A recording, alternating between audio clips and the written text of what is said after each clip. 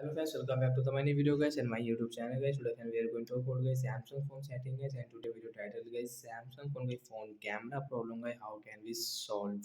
Once you have guys any problem in your phone camera settings, so you can solve guys your phone camera problem today guys. I will show you, I will tell you guys. So before starting video guys, first of all go and subscribe the channel guys, click the bell icon, like the video. Friends, now let's see how can we solve camera problem in Samsung phone device. So friends, open your guys your phone camera setting. Suppose guys you have any problem in this phone setting, this phone camera setting. So friends, you can see left side this setting icon guys, tap here and guys scroll it.